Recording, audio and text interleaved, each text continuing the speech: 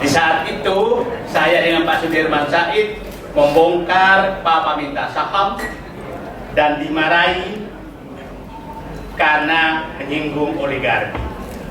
Nah, di situ saya melihat Pak Jokowi negara ini sudah dikudeta oleh Jokowi bersama oligarki.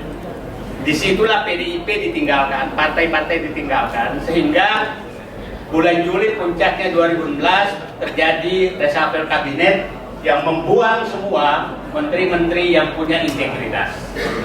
Sudirman Said, Rizal Ramli, Anies Baswedan, dan masuklah oligarki ke dalam politik. Jadi sebenarnya kita harus menganggap bahwa Jokowi sudah melakukan kudeta bersama oligarki itu 2015 dan berlanjut 2017. Pengalaman apa? Terima kasih. Assalamualaikum warahmatullahi wabarakatuh. Saya pikir hari ini hari mengambil alih kembali negara yang sudah dikudeta oleh Jokowi dan oligarki. Karena hari ini Bung Deddy Sitorus sudah ada di sini. Kalau partai politik sudah mau ketemu oposisi, artinya peluang kebenaran mulai tersingkap di depan. Nah, selama ini kami susah sekali ketemu. Nah, sekarang Gak pernah ngajak juga.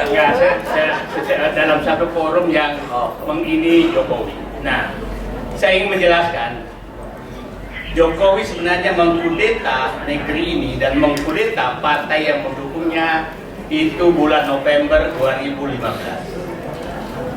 Di saat itu saya dengan Pak Sudirman Said membongkar Papa minta saham dan dimarahi karena menyinggung oligarki. Nah, di situ saya melihat Pak Jokowi negara ini sudah dikudeta oleh Jokowi bersama oligarki. Disitulah PDIP ditinggalkan, partai-partai ditinggalkan, sehingga bulan Juli puncaknya 2016 terjadi reshuffle kabinet yang membuang semua menteri-menteri yang punya integritas. Sudirman Said, Rizal Ramli, Anies Baswedan, dan masuklah oligarki ke dalam politik. Jadi sebenarnya kita harus menganggap bahwa Jokowi sudah melakukan kudeta bersama oligarki itu 2015 dan berlanjut 2017. Setelah itu Jokowi mengabaikan semua, termasuk ketua partai yang membesarkan Jokowi sekeluarga. Sekeluarga maksudnya semua dibesarkan oleh dia. Nah, jadi kalau sakit hati kita ke Jokowi kira-kira diukur 1 sampai 10, kalau saya 5 jadi Sitorus artinya 11.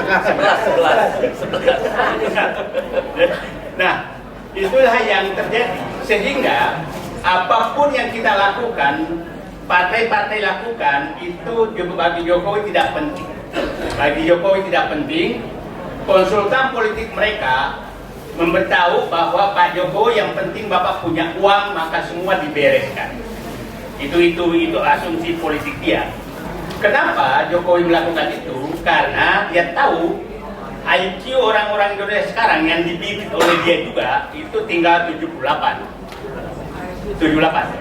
IQ 78. Nah, dia pelihara penerima bansos 120 juta orang. Itu yang tiap 3 bulan menunggu bansos. Dia rusak sistem pendidikan nasional sehingga pendidikan sekarang hanya 60% pendidikan SD ke bawah. Nah, dia tahu struktur sosial seperti itu, maka oligarki lah yang bisa menyelesaikan. Tidak butuh dia partai. Dan faktanya memang dilakukan seperti itu terus. Nah, sekarang tapi kita harus tahu. Dan dia tahu bahwa partai-partai ini, ya tadi yang Pak Deddy Sitorus katakan, tidak sedikit tokohnya disuruh mengambil mangga tetangga baru dipotret, dan kira-kira begitu. Nah, baru foto itu yang dipegang, tahu mencuri mangga tetangga. Kira-kira, nah itu yang dilakukan. Jadi, nah saya berharap ini masyarakat harus paham semua. Itulah kenapa kalau bapak-bapak lihat, kenapa saya betul-betul titik fokus untuk mengini oligarki, karena oligarki inilah sebenarnya yang menguasai negara. Nah, siapa yang berkepentingan agar Gibran menjadi presiden? oligarki. Siapa yang berkepentingan agar Prabowo lemah? Oligarki. Siapa yang berkepentingan sehingga surat perintah 13 Oktober Solo itu terjadi? Itu oligarki.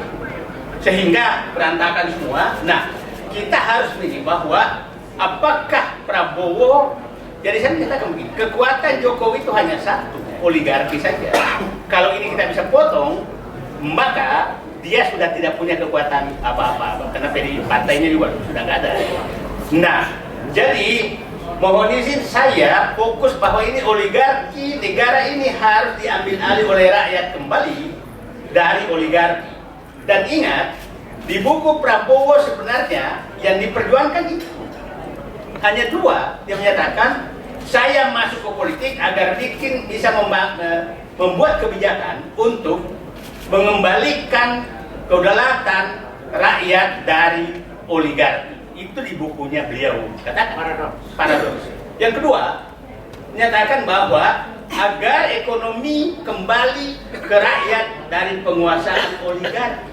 Nah, itu saya pikir yang ini. Jadi kita, kalau Pak Prabowo ini, kita semua dua orang ini mau membantu dia untuk melaksanakan bukunya dia itu, Paradoks Indonesia. Kalau beliau tidak melakukan, maka bisa jadi beliaunya jadi paradoks. Itu kan kita nggak mau. Kalau dia jadi paradoks, maka Gibran jadi presiden, gitu kan? Nah itu Prabowo. Hah? Paradoks Prabowo. Nah, tapi itu saya nggak mau karena Gibran jadi presiden. Nah, Gibran presiden bertepuk tangan oligarki Pantai Utara Jakarta. Nah, terakhir saya ingin menindak pemahaman kita bagaimana sih oligarki mencengkeram negara ini dengan sangat terstruktur.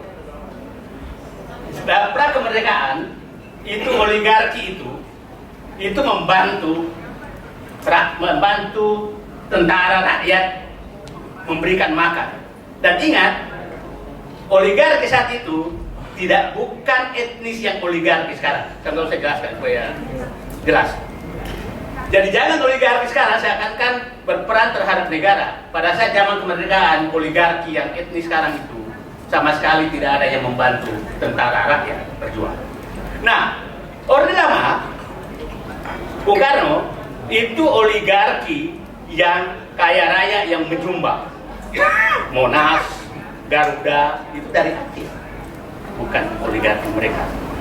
Pada saat Pak Harto itu oligarkinya, kita sebut nama dulu Jimbaran, itu Pak Harto masih melarang mengambil tanah, masih melarang mengambil tambang, boleh berdagang, tapi di luar tidak boleh masuk ke mengambil hak-hak negara dan hak rakyat. Itu tegas, tidak bisa masuk. Nah, setelah reformasi, oligarki ini melakukan kudeta terhadap konstitusi. Dan kita harus paham, amandemen Undang-Undang Dasar 45 itu tidak lepas dari agenda mereka. Itu agenda mereka, sehingga itu gampang sekali diubah. Terus setelah itu masuklah kudeta dia 2016 oleh Jokowi. Nah, saat itu merasa bahwa ini sudah bebas sekali, maka dia ubah undang-undang apapun sesuai dengan dia, termasuk undang-undang Cipta Kerja. Itu dia lakukan. Itu adalah pesanan oligarki. Setelah itu berhasil, udah ada pasal undang-undangnya, maka dia ubah menjadi PSN di mana-mana atas keinginan oligarki. Nah, oligarki saat ini, kalau oligarki pada saat Pak Bung Karno, saya bilang itu di halaman rumah, lempar daging masuk, lempar ayam masuk, itu di luar rumah. Pada saat Pak Harto itu ada di pavilion, nggak boleh masuk ruang utama. Pada saat Jokowi itu dia ngusir penghuninya yang dia ada di dalam dapur mereka, di dapur mereka. Nah, itulah oligarki, itulah yang nah, sekarang dia sangat berkepentingan kepada Fufu Faba berlanjut.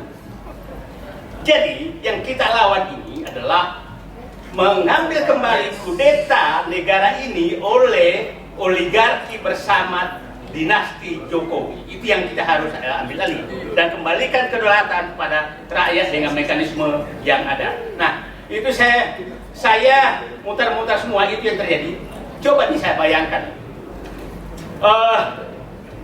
bulan Juni, itu sebulan Juni atau Juli, Juli dulu Jokowi menandatangani, contoh saja bagaimana oligarki. Juli dia tandatangani Rempang, kerjasama Cina tentang Rempang di Cina sana, disaksikan Jokowi dan Jinping. Agustus, Menteri Menko Perekonomian Airlangga Hartarto yang tanda tangan di sana itu Bahlil. Kita harus mulai sebut nama supaya jangan mereka terus seenak aja. Nama kita harus mulai sekarang karena kita harus identifikasi siapa sebenarnya alat-alat oligarki di negeri ini dan berbungkus politik. Airlangga Hartarto Agustus menandatangani PSN Rempang. Bahlil langsung menyatakan 22 September Rempang harus kosong. Belanda saja tidak sejahat itu di negeri sejak zaman dia Belanda menjajah. Kok ada orang jahat begini? Hanya sebulan rakyat harus diusir yang sudah puluhan tahun, ratusan tahun tinggal di sini. Nah, ini betul-betul menurut saya sangat berbahaya bagi bangsa ini. Kita tidak tahu, ini sedang diskusi kita di sini. Tahu-tahu nanti rumah kita sudah ditetapkan dengan PSN, maka kita digusur. Kita tidak tahu.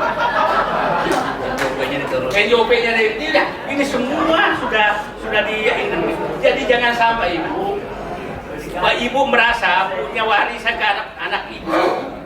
Padahal sudah diambil semua oligarki dengan Jokowi sebagai bonekanya. Itu yang harus kita ini kan. Nah, itulah coba bayangkan. Ada satu provinsi itu tanah izin macam-macam di provinsi itu ada 5 provinsi, ada satu tapi nggak usah saya sebutkan cuma nanti dianggap provokasi lebih. Yang tanah-tanah yang diserahkan ke oligarki sudah lebih luas dari provinsi tersebut. Artinya seluruh rakyat yang tinggal di provinsi itu sudah menumpang, tinggal menunggu diusir. Jadi kalau kubu Pawa ini terus jadi dinasti terus, maka ini kita semua menjadi penumpang dan akan diusir oleh mereka. Itu yang harus kita harus ingat semua. Nah, itulah saya pikir. Jadi saya menyatakan Pak Deddy Storus, terima kasih. Kami tujuan perjuangan kita sama, melepaskan negeri ini dari kekuasaan dinasti Jokowi bersama oligarki. Terima kasih. Sedikit pun, sedikit. Oligarki ini lintas etnik, lintas agama, lintas suku. Ya, lihat saja di kabinet sekarang tuh ada 5 menteri perwakilan salah satu juragan nih. Ya, jadi sebut nama. Kenapa? Orang kalian udah tahu berapa tahu. Ya, yang ini saking banyaknya duit. Selalu nanya, gua ngerjain siapa ya besok? Ini ngeri nih. Ini bisa mengendalikan banyak hal. Sampai dalam kabinet bisa 5 tuh barang. Jadi saya bayangkan ya, ada sebuah proyek namanya Food Estate di Merauke. Itu dialokasikan 6 triliun cetak sawah, irigasi dan jalan. Panjang jalan 150 km. Tahu apa isinya sepanjang 150 km? Kebun sawit 425.000 hektar. Gila kan? Jadi jangan dikira Food Estate yang dikejar, kagak. Kejar tuh kebun sawit, ya. PSN di di PIK, masya Allah, dari mana tuh urusannya PSN? Yang di Serpong, gimana ceritanya bisa jadi PSN? Ya banyak hal lah. Ya, jadi ini bahaya. Ya, jadi nggak ada urusannya sama etnik, karena kaki tangan oligarki pun orang kita Pak. Tadi Bapak udah sebut nama, masih banyak kawan-kawan itu di sana. Terima kasih. Yang menarik dari